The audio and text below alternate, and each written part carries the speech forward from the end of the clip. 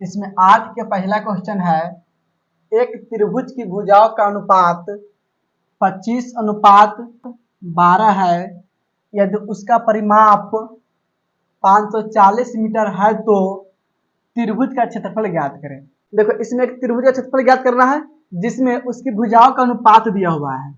अनुपात इसमें 25:17:12 का अनुपात है। यहाँ पे लिख लेंगे हल।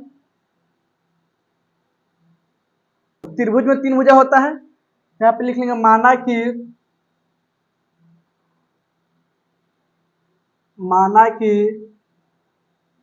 त्रिभुज में पहली भुजा बराबर मान लेंगे 25x। क्या मान लेंगे? 25x।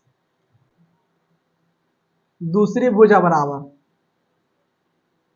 इसको लिखेंगे b, इसको मानेंगे 17x। तीसरी भुजा बराबर,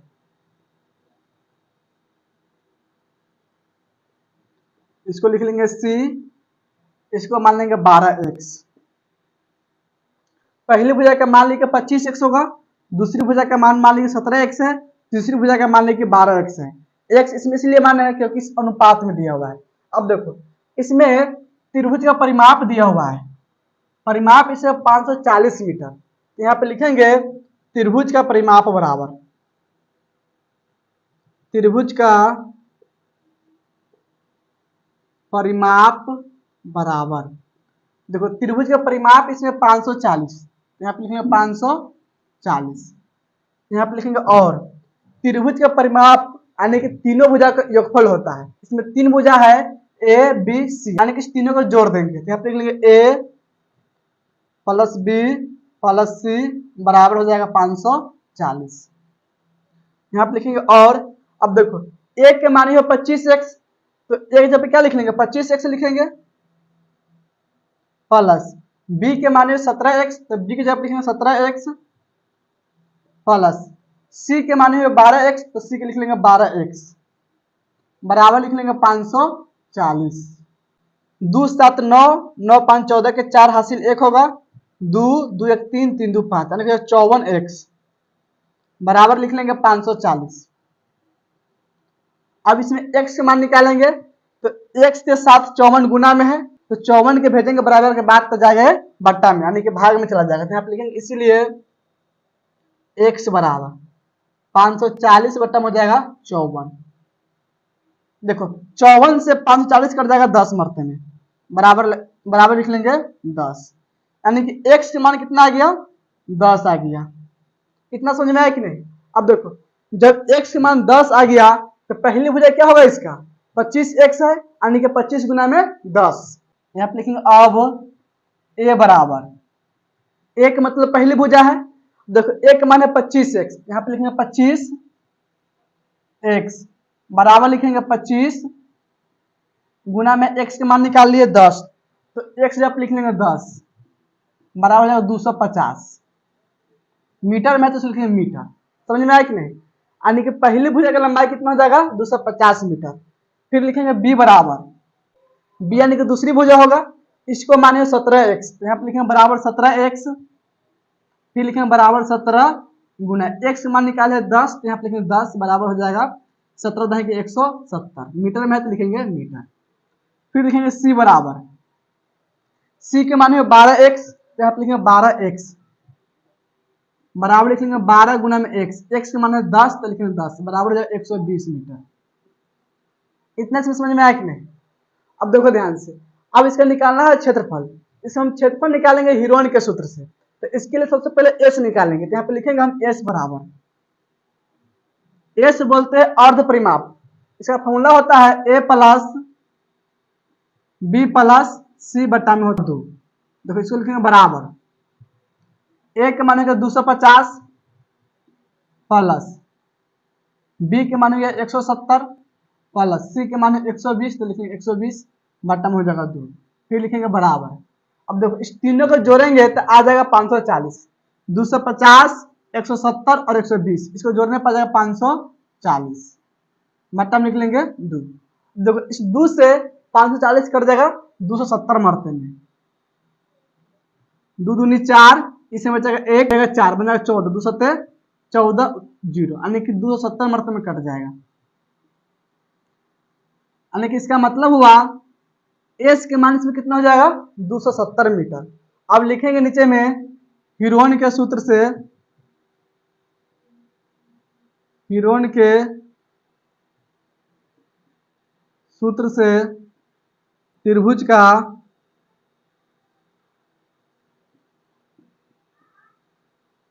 क्षेत्रफल बराबर, देखो हीरोन के सूत्र से त्रिभुज का क्षेत्रफल का फॉर्मूला क्या होता है, इसका फॉर्मूला होता है एस इंटू में एस माइनस ए इंटू में एस माइनस बी इंटू में एस माइनस सी, और पूरा का होता है रूट, पूरा का लिख लेंगे रूट। यानी कि होता है त्रिभुज का क्षेत्रफल का फॉर्मूला, जिसमें ए बी सी क्या है, त्रिभुज तीन भुजा है, और एस जो है अर्ध परिमाप है, यहाँ पे लिख लेंगे बराबर। देखो इसमें एस के मान है 270, इसको यहाँ पे क्या लिख लेंगे 270 लिखेंगे, इंटू में एस माइनस ए, तो एस के मान है 270, माइनस में ए के मान है 250, तो लिख लेंगे 250, फिर इंटू में लिखेंगे एस माइनस बी, तो एस के मान है 270, लिखेंगे 270, फिर माइनस में बी के मान है 170, तो लिख लेंगे 170, फिर इंटू में लिखेंगे एस माइनस सी है, तो एस के मान है 270, फिर माइनस में सी के मान 120, तो यहाँ पे लिखेंगे 120, और इस पूरा को जगह रूट। अब यहाँ पे लिखेंगे बराबर 270 के लिख लेंगे 270 गुना 270 में से घट जाएगा 250, तो इसमें बचेगा 20, तो यहाँ पे लिख लेंगे 20, फिर लिखेंगे गुना, ब्रैकेट का मतलब क्या होगा, यहाँ पर गुना होगा, ठीक है ना, यानी कि इसके बीच में गुना का चिन्ह होगा, इसके बीच में गुना का चिन्ह, और यहाँ पे क्या होगा गुना का चिन्ह होगा। 270 में से घटा लेंगे 170, तो इसमें बचेगा 100, तो यहाँ पे लिख लेंगे 100, फिर गुना 270 में से घटेगा 120, तो इसमें बचेगा 150। अब इस पूरा को जगह रूट 270 यहाँ पे लिखा हुआ है, तो इसमें क्या लिख सकते हैं, इसको हम लिख सकते हैं 3 गुना में 3 गुना में 3, 3 3 9 9 27 गुना में लिख लेंगे 10, यानी कि चारों को गुना करेंगे तो कितना हो जाएगा 270 चला आएगा, तो समझ में आ गया।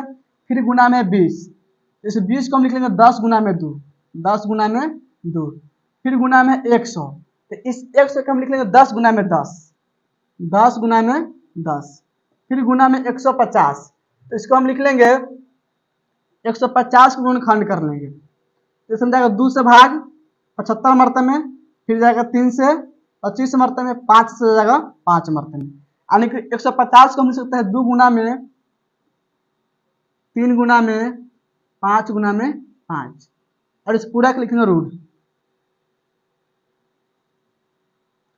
अब देखिए आप लिखेंगे बराबर, इसका मतलब हुआ अगर इसमें 2 गो अंक गुना में रहेगा सेम, तो 1 अंक बाहर निकल जाएगा। अब देखो यहाँ पर 2 3 है, तो इस दोनों 3 मतलब क्या होगा 1 3 बाहर आ जाएगा, फिर लिखेंगे गुना, देखो इसमें 1 3 यहाँ पर है और 1 3 यहाँ पर है, तो इस 3 और इस 3 दोनों मतलब क्या होगा 1 3 फिर से बाहर चला आएगा, फिर लिख लेंगे गुना। इसमें देखो 10 2 का है, तो 1 10 बाहर आएगा, फिर लिखेंगे गुना, 2 चेक कीजिए, 2 1 यहाँ है 1 2 यहाँ पर, 2 2 इसमें भी है, तो 1 2 बाहर आ जाएगा, फिर लिखेंगे गुना, फिर देखो 10 2 का है, तो 1 10 बाहर आएगा, फिर लिख लेंगे गुना, इस 2 का लिख लिए हुए है, 5 2 का है, तो 1 5 बाहर आ जाएगा, यानी कि रूट में से क्या होगा सारा अंक से बाहर निकल जाएगा। अब इस सब को हम गुना कर देंगे, तो 3 3 9 9 10 के 90, 90 दूनी 180, 180 से गुना होगा 10 में, तो हो जाएगा 1800, और 18 पंचा 90, यानी कि 9000, कितना हो जाएगा 9000 मीटर स्क्वायर। 8वां के पहले का आंसर हो जाएगा 9000 मीटर स्क्वायर। तो यहाँ तक समझ में आ गया, इसको नोट कीजिए, फिर इसको लाते हैं 8वां के दूसरा क्वेश्चन, इसको लिखो तो 8वां का पहला क्वेश्चन इसमें समझ में आ गया। अब देखो इसके बाद 8वां के, देखो 8वां के इसमें 2 नंबर क्वेश्चन है, क्वेश्चन है इसमें एक त्रिभुज की भुजाएं 13 अनुपात 14 अनुपात 15 के अनुपात में है, यदि उसका परिमाप 84 सेंटीमीटर है तो त्रिभुज का क्षेत्रफल ज्ञात करें। देखो जिस तरह 8वां का पहला क्वेश्चन था उसी तरह क्या है 8वां का दूसरा क्वेश्चन भी है, सिर्फ इसमें अनुपात का मान क्या है चेंज है, और इसका परिमाप क्या है चेंज है, और निकालना इसमें क्या है त्रिभुज का क्षेत्रफल ही निकालना है। तो इसमें लिख लेंगे हल, यहाँ पे लिखेंगे माना कि त्रिभुज में, त्रिभुज में इसमें लिखेंगे पहली भुजा बराबर, पहली भुजा, पहली भुजा यानी कि ए बराबर मान लेंगे इसमें 13x। फिर लिखेंगे दूसरी भुजा,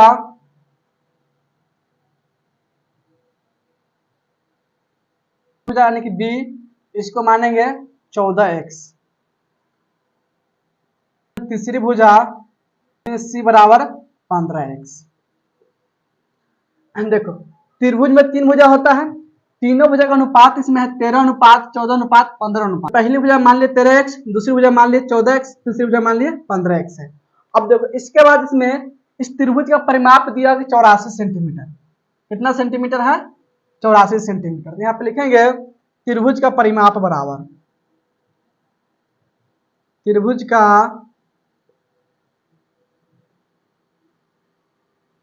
परिमाप बराबर, देखो इसका परिमाप है 84 सेंटीमीटर, यहाँ पे लिखेंगे 84।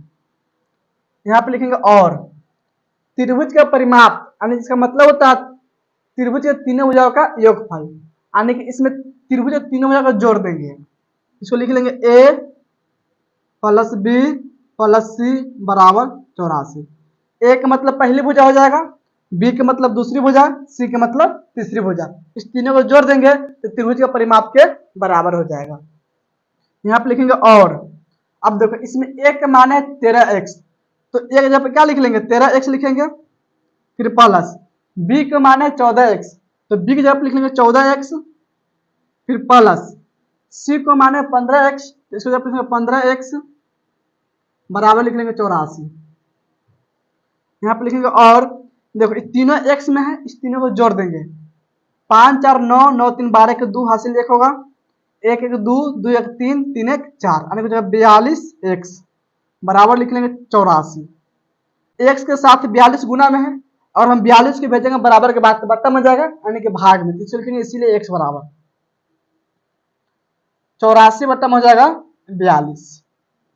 42 से कट जाएगा 84 दो मरते में, यानी कि x मान कितना हो जाएगा 2 आ गया।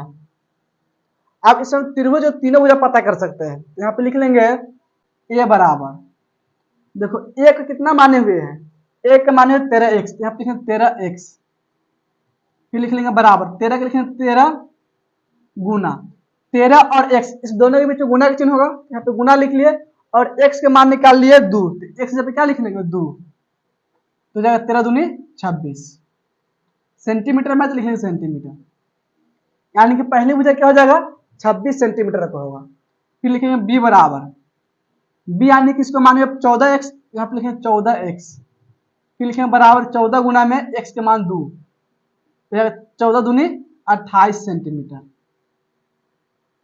c के माने हुए 15x, यहाँ पे लिखेंगे 15x बराबर 15 का 15 लिखेंगे फिर गुना, x के माने 2 तो लिख लेंगे 2, 15 दूनी 30 सेंटीमीटर तो लिख लेंगे सेंटीमीटर। यानी कि देखो पहली भुजा 26 सेंटीमीटर का होगा, दूसरी भुजा 28 सेंटीमीटर के और तीसरी भुजा होगा 30 सेंटीमीटर के।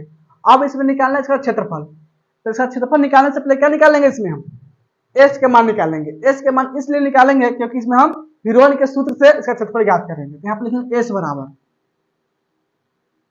एस कहते हैं अर्ध परिमाप को, इसका फॉर्मूला होता है a प्लस बी प्लस सी बटा में 2।